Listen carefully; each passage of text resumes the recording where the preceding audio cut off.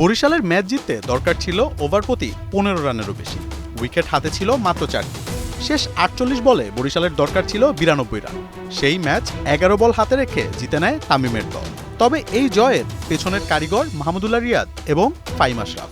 তারা যে ব্যাটিং দেখালেন তাকে ঝড় বললেও ভুল হবে।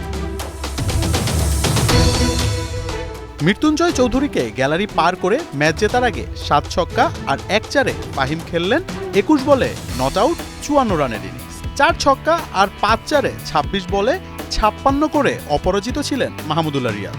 তারা দুজন মিলে 35 বলে করেন 88 রানের এক টর্নেডো পার্টনারশিপ। এমন একটা অবস্থা যে তাদের বাউন্ডারি পার করা বল কুড়িয়ে দিচ্ছিলেন বরিশালের মালিক মিজানুর রহমান। তবে তাদের এই বিধ্বংসী পার্টনারশিপের রহস্য কি, ম্যাচ শেষে তাই জানালেন ফাহিম আশরাফ। শুরুতে আমরা ভেবেছি টি-20 ম্যাচে যে কোনো কিছুই ঘটতে পারে, কাজেই খুব সাধারণ পরিকল্পনা ছিল আমাদের।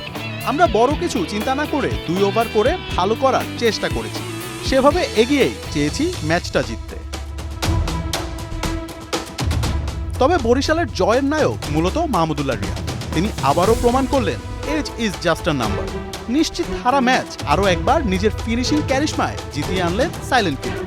তবে শুধু নিজে নয়, তিনি সাহস দিয়েছেন ফাহিম আশরাফকেও, যা ম্যাচ শেষে খোলাসা করলেন এই পাকিস্তানি। মাহমুদ ভাই ম্যাজিক। প্রথম 6-7 বলে আমি মাত্র 1 রান করলাম। আমি ওনাকে জিজ্ঞেস করলাম কি হয়েছে, তিনি আমাকে বললেন তুমি শুধু টিকে থাকো। এরকম অভিজ্ঞ খেলোয়াড় থাকলে ব্যাপারটা ভালো, অনুপ্রাণিত হওয়া যায়, চাপ সামাল দেওয়া যায়, সব কাজ অনেক সহজ হয়ে যায়। ফ্র্যাঞ্চাইজি থেকে জাতীয় দল সবখানেই রিয়াদ তার জাদু দেখিয়ে যাচ্ছে। রিয়াদ আসলেও ম্যাজিক, কারণ তার ম্যাজিকেই তো এই শেরে বাংলায় অনেক জয়ের সাক্ষী বাংলাদেশ ক্রিকেট। মোহাম্মদ আদনান, ৭১।